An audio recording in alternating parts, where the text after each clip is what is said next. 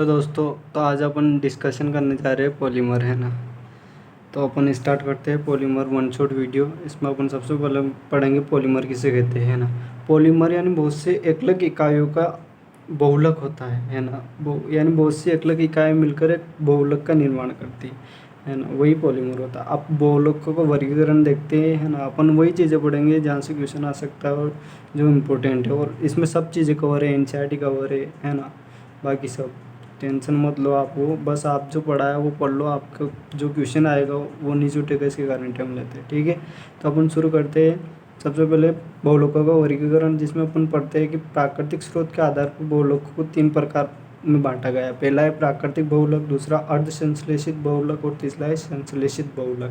पहला प्राकृतिक बहुलक में अपन देखते हैं इसके एग्जाम्पल, प्रोटीन होता है, सेलुलोज होता है, स्टार्च होता है, कुछ रेजिन होते हैं, है ना, और रबर होता है ना। बाकी इनकी डिटेल अपन को ज़रूरत नहीं है उनको समझने की कि ये क्या होता है क्या होता है। बाकी अपन बायोमोलिकुल में स्टार्च वगैरह स्ट्रक्चर पढ़ते ही हैं। अब दूसरा देखते हैं अर्ध संश्लेषित बहुलक। इसमें आधा तो संश्लेषित होता है और आधा प्राकृतिक होता है ना। जैसे सेलुलोज एसीटेट, है ना, सेलुलोज नाइट्रेट, ये इसके एग्जाम्पल हो गए। अब संश्लेषित बहुलक में होता है पॉलीथीन, नायलॉन 66, यानी पूरी तरह से ये क्या होते हैं, संश्लेषित होते हैं। अब देखते हैं हम संरचना आधारित बहुलक, यानी स्ट्रक्चर ऑफ पॉलीमर के आधार पर 3 प्रकार का फिर से बांटा गया है। एक रेखीय, जो यानी सीधी सरल रेखा में होता है ना। उच्च घनत्व वाली, इसके एग्जाम्पल क्या है, उच्च घनत्व वाली पॉलीथीन, और पीवीसी इसका एग्जाम्पल है। अब देखते हैं अपन शाखित बहुलक, है ना। एक होता है शाखित बहुलक, एक होता है त्रियक बहुलक। यहाँ थोड़ा मिस्टेक हो गई थी, ये जो शाखित है वो नीचे वाला है और जो त्रियक है वो ऊपर वाला है ना। तो शाखित पर अपन देखते हैं कि बीच बीच में शाखा निकल रही है। तो शाखित में एग्जाम्पल है निम्न घनत्व वाली पॉलीथीन, और जो ये त्रियक है उसका एग्जाम्पल है बेकेलाइट मेलामाइन, है ना। तो ये अपन 2 आधार पर पढ़ चुके हैं। अब तीसरा आधार देखते हैं बहुलकन के आधार पर, यानी बहुलकन किस आधार पर हो रहा है ना। तो पहला अपन देखते हैं योगज बहुलक, है ना, जिसमें द्वि या त्रिबंध युक्त एकलक इकाइयों की पुनरावृत्ति से के योग से बनते हैं, ठीक है। इनमें एक होता है समबहुलक, एक होता है सबहुलक। सम मोनोमर पॉलीथीन, ठीक है। सेम मोनोमर जो होता है वो सेम होता है, वो समबहुलक कहलाता है। और सबबहुलक में डिफरेंट मोनोमर होते हैं, जैसे ब्यूना एस, ब्यूना एन, है ना। ये इसके एग्जाम्पल हो गए। एक संगनन बहुलक होता है, ये योगज था, ये संगनन। इस इन बहुलकन में क्या होता है कि रिएक्शन में H2O, एल्कोहल, HCl आदि सब उत्पाद के रूप में निकलते हैं, जैसे टेरिलीन, नाइनोन, है ना। ये इसका एग्जाम्पल है। अब आणविक बलों के आधार पर अपन बहुलक को फिर से 4, है ना, 4 प्रकार में बांटते हैं। पहला है प्रत्यास्थ बहुलक, है ना। यह प्रत्यास्थ गुण वाले रबर के समान होते हैं। इनमें दुर्बल अंतराणविक बल होता है, दुर्बल अंतराणविक बल होता है, जैसे ब्यूनाइस, ब्यूनाइन, न्यूप्रीन इसके एग्जाम्पल है। और एक होते हैं रेशे, है ना। रेशे उच्च तनन सामर्थ्य व मापक में होते हैं, और इनमें होता है प्रबल अंतराणविक बल, ठीक है। निवड़ संकुचित होते हैं, इसके एग्जाम्पल 966 और टेरिलीन है। अब ये तीसरा अपन देखते हैं तापशून्यमी बहुलक। इनको गर्म करने पर मृदुल व ठंडा करने पर कठोर हो जाते हैं। अंतराणविक बल प्रत्यास्थ बहुलकों व के मध्य लगता है, अंतराणविक बल प्रत्यास्थ बहुलकों के मध्य, ठीक है। इसका एग्जाम्पल पॉलीथीन, पॉलीस्टाइरिन, पीवीसी। एक है ताप दड़ बहुलक, है ना, नॉन रिवर्सिबल, ठीक है। इसका example Bakelite, urea, formaldehyde, resin, melamine, ये इसके एग्जाम्पल हो गए। अपन अब देखते हैं कि योगात्मक बहुलकीकरण कैसे होता है। उसके 3 पद है। श्रृंखला प्रारंभ पद, है ना, ये मुक्त मूलक प्रकार का होगा, आप देखना। श्रृंखला प्रारंभ पद, इसको हिट करने पर हमको एक मुक्त मूलक प्राप्त होगा। देखो ये मुक्त मूलक प्राप्त हो गया। जब इस श्रृंखला संचरण पद, यानी जब इसकी एल्किन से क्रिया करवाई जाती है तो फिर से क्या बनाता है, मुक्त मूलक बना लेता है, ठीक है। और ये इस प्रकार ये बढ़ता जाता है। श्रृंखला समाप्त पद, यानी श्रृंखला समाप्त करने के लिए हमें आवश्यक है कि अपन दूसरे मुक्त मूलक की क्रिया इससे करवा दे, तो अपनी क्या है, श्रृंखला समाप्त हो जाएगी। तो इस प्रकार योगात्मक बहुलकीकरण होता है ना। अब अपन देखते हैं आगे कुछ योगात्मक बहुलक, है ना। कुछ योगात्मक बहुलक के अपन एग्जाम्पल देखेंगे, है ना, जो अपन पढ़ेंगे, ठीक है। तो सबसे पहला पढ़ते हैं अपन पॉलीथीन, है ना, पॉलीइथाइलिन कहा जाता है, ठीक है। इसकी एकलक इकाई होती है NCH2 डबल बॉन्ड CH2, ठीक है। और इसकी एक लग यानी होल एन हो जाता है, CH2 होल एन हो गया, है ना। पहले पढ़ेंगे हम निम्न घनत्व वाली पॉलीथीन, एक है उच्च घनत्व वाली पॉलीथीन। अब निम्न घनत्व वाली पॉलीथीन होती है, उस जो उसका निर्माण होता है वो किस क्रिया के स्वरूप होता है, मुक्त मूलक बहुलकीकरण से प्राप्त होती है ना। इसमें क्या होता है कि 350 से 570 केल्विन तो ताप होता है और 200 एटीएम दाब होता है ना। Line pressure of O2 peroxide की उपस्थिति में होता है, ठीक है। और ये जो उच्च घनत्व वाली पॉलीथीन होती है ये उपसंयोजक बहुलकीकरण से प्राप्त होती है। याद रखिए, पॉइंट याद रखना, ठीक है। 338 केल्विन से 343 और 6 से 7 एटीएम दाब होता है। अब जिगलर नाटा उत्प्रेरक का सूत्र अपन को याद रखना है, और अपन को ये एक क्वेश्चन आ सकता है यहाँ से, इम्पोर्टेंट है ना, ठीक है। तो जिगलर नाटा का सूत्र C2H5 होल थ्राइस Al और TiCl4, जिगलर नाटा जो कि उच्च घनत्व पॉलीथीन प्राप्त करने में काम आता है, उत्प्रेरक के भांति कार्य करता है, ठीक है। इससे क्या क्या बनाते हैं, बकेट्स, डस्टबिन, बोटल्स, पाइप, इसमें बनाते हैं electrical instrument, bottle, toy, flexible pipes, है ना। अब इस दूसरा एग्जांपल है पॉलीप्रोपिन, है ना। पॉलीप्रोपिन ये CH double bond CH2 CH3, ठीक है। जब इसको तोड़ेंगे तो डबल बॉन्ड टूट जाएगा, एक एक वैलेंसी फ्री हो जाएगी, होल एन हो जाता है, ये रेखीय पॉलीमर होता है। अब इसका निर्माण भी उपसंयोजक बहुलकीकरण से होता है। दूसरा अपन देखें पॉलीस्टाइरीन। अब इसमें अपन को मतलब पॉलीस्टाइरीन का सूत्र याद रखना है, जो होता है बेंजीन के ऊपर CH डबल बॉन्ड CH2, ठीक है। और जब इस डबल बॉन्ड टूटेगा CH पे वैलेंसी फ्री और होल एन लग जाएगा, इसको पॉलीस्टाइरीन कहते हैं। रेखीय पॉलीमर है, मुक्त मूलक क्रियाविधि से प्राप्त होता है, पारदर्शक प्लास्टिक है, ठीक है। इसके क्या क्या बनाए जाते हैं, ऐसे बनाया जाता है इंसुलेटर, है ना, टॉयज, टीवी केबिन आदि बनाई जाती है ना। मिथाइलोएक्रिलाइट यानी पम्मा, है ना। इसमें अपन को याद रखना है मिथाइलोएक्रिलाइट का सूत्र क्या होता है, ये होता है C double bond OCH3 C double bond, है ना, CH2 और ऊपर CH3, ठीक है। Sorry, double bond means double होता है, ठीक है। और फिर यहाँ क्या होता है, डबल बॉन्ड ही टूटेगा, और अगर C की वैलेंसी फ्री होगी, इधर CH2 की वैलेंसी फ्री होगी, ये होगी, और इसको कहेंगे हम मिथाइलोएक्रिलाइट, है ना। अब ये इसका प्रकाश परावर्तन का गुण कांच से भी ज़्यादा पाया जाता है इसमें, है ना। अब पांचवा अपन देखेंगे पॉलीएक्रिलोनाइट्राइल यानी पान, है ना, जिसको ओरलोन भी कहते हैं। इनके जो दूसरे नाम है वो भी याद रखना, कई बार इनसे क्वेश्चन आ जाते हैं। ओरलोन यानी पॉलीएक्रिलोनाइट्राइड। एक्रिलोनाइट्राइड का फॉर्मूला होता है CH2 double bond CH CN, ठीक है। और इसमें डबल बॉन्ड टूटेगा CH2 CH, यानी इसकी वैलेंसी फ्री हो जाएगी, ओल एन लग जाएगा, और इस पॉलीएक्रिलोनाइट्राइल हमें प्राप्त हो जाता है ना, एक्रिलिक, ठीक है। अब पढ़ेंगे हम छठा नंबर का पॉलीविनाइल क्लोराइड यानी PVC। ये थर्मोप्लास्टिक है, ठीक है, थर्मोप्लास्टिक है, याद रखे, है ना। CH2 CH और Cl इसका सूत्र है ना। फिर जब डबल बॉन्ड टूटेगा, इधर CH2 उधर CH और Cl यानी PVC प्राप्त हो गया, इसको विनाइल क्लोराइड भी कहते हैं, ये याद रखना है। अब सातवें नंबर का इसमें आता पॉली टेट्राफ्लोरोइथाइलिन PTFE, इसको टेफ्लॉन कहते हैं, इंपॉर्टेंट है, क्वेश्चन आएगा, ध्यान रखिएगा, ठीक है। इसमें देखो CF double bond CF2 double, ठीक है। अब यहाँ वही होगा, डबल बॉन्ड टूट जाएगा और कुछ नहीं होगा, पॉली टेट्राफ्लोरोइथाइलिन प्राप्त हो जाएगा। ये बहुलक अम्लों, क्षारों तथा ऊष्मा के प्रति अक्रिय व न चिपकने वाले बर्तन बनाने में, ठीक है, इनका उपयोग किया जाता है। कुछ संघनन बहुलक है ना, संघनन बहुलक है। अभी तक ये कौन थे, योगात्मक बहुलक थे, यानी इनमें जो मोनोमर इकाई होती है वो सेम होती है सब, ठीक है। अब संघनन बहुलक में अपन देखते हैं, सबसे पहले देखते हैं टेरिलिन, जिसको डेक्रोन कहा जाता है ना। पोली एसिटर भी कहते हैं इसको, है ना, ठीक है। तो अपन देखते हैं कि टेरिलिन का निर्माण कैसे होता है। एक होता है टरथेलिक एसिड प्लस इथाइलिन ग्लाइकोल, है ना। दोनों का सूत्र अपन को याद रखना है कि टरथेलिक एसिड का सूत्र क्या होता है और इथाइलिन ग्लाइकोल का सूत्र क्या होता है।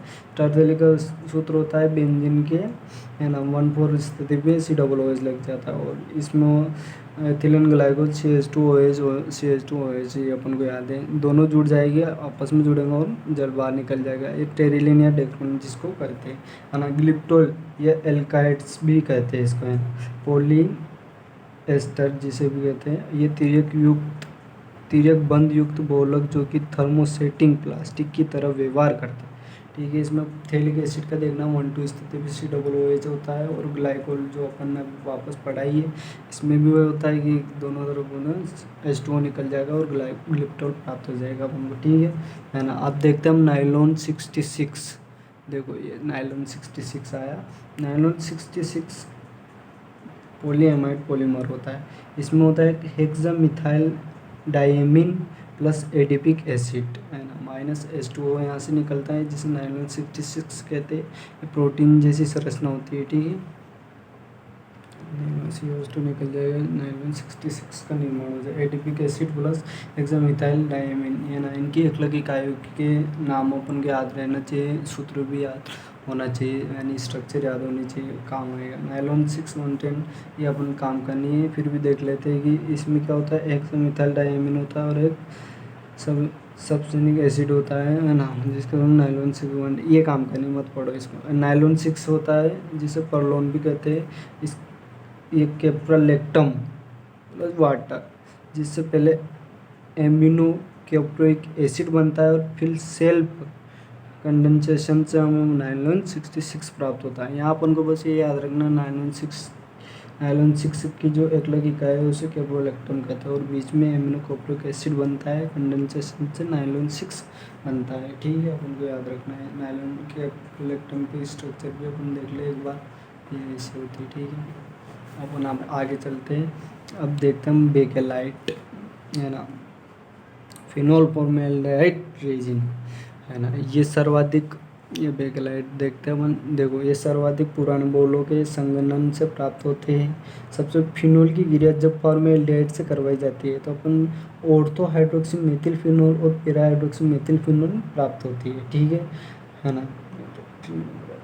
देखो अपन ने यहाँ किसका यूज़ किया, ऑर्थो हाइड्रोक्सी फिनोल का यूज़ किया है ना। नेवोलक एक इकाई आपस में जुड़ती जाती है, आगे बढ़ती जाती है, नेवोलक का निर्माण होता है। और जब नेवोलक की क्रिया HCl यानी एल्डिहाइड फॉर्मेल्डिहाइड के साथ गर्म किया जाता है तो अपन देख लो बेकेलाइट प्राप्त होता है, ठीक है।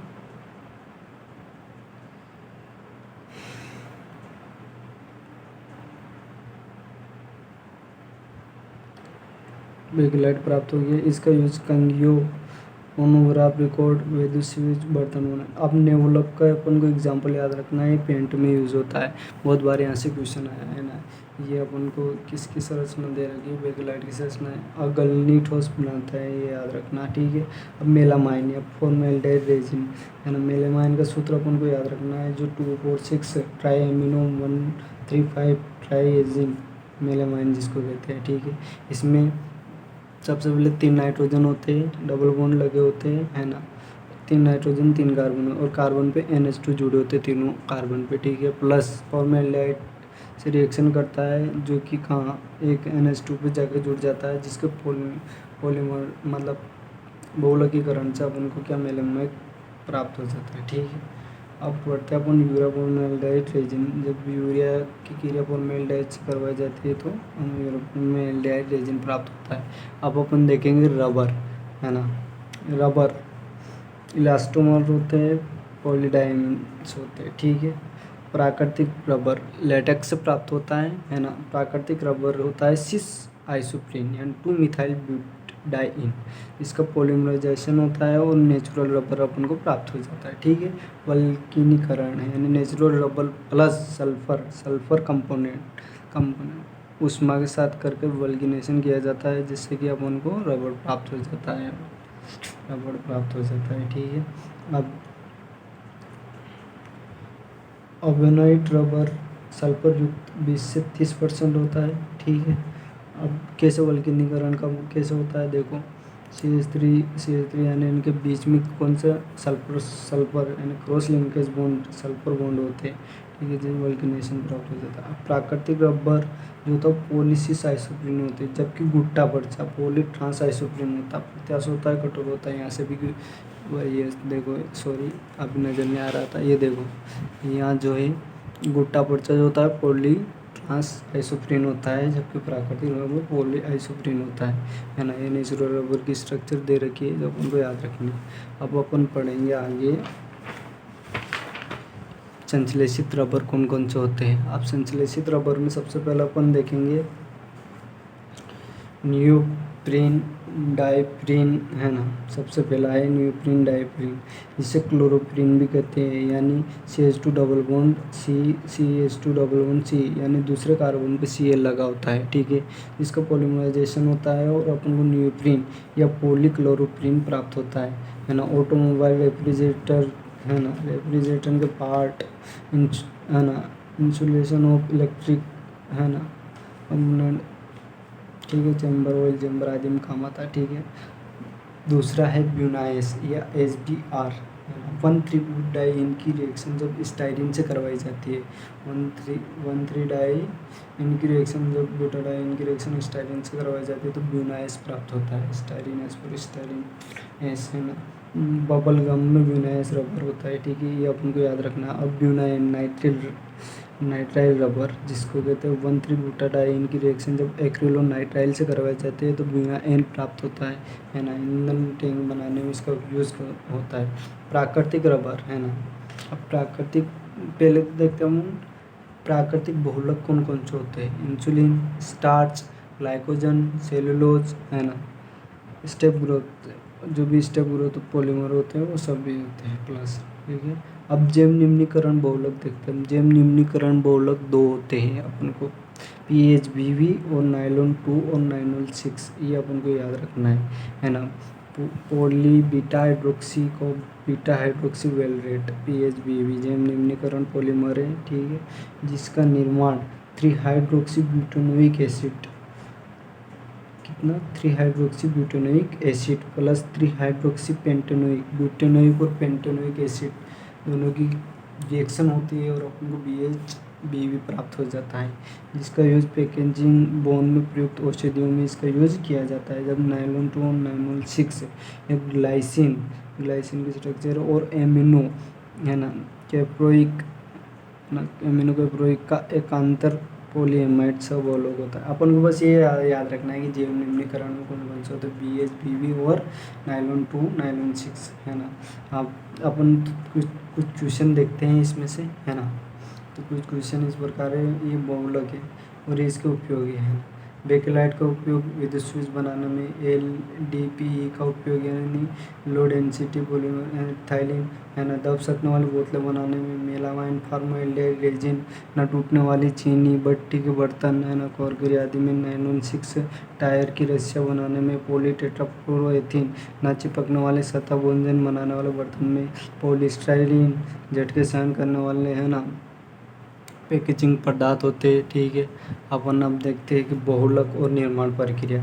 नाइलॉन 6 का निर्माण संघनन द्वारा होता है, PVC का मुक्त मूलक बहुलकन द्वारा होता है, HDPE का जिगलर-नाटा बहुलक द्वारा होता है ना। ये असहसंयोजन बहुलकन है, ठीक है। अपन को इनका एग्जाम्पल ये भी याद रखना है, ठीक है। बाकी ये इसमें वापस उनकी एक रिविजन शॉर्ट बना रखी है मैंने।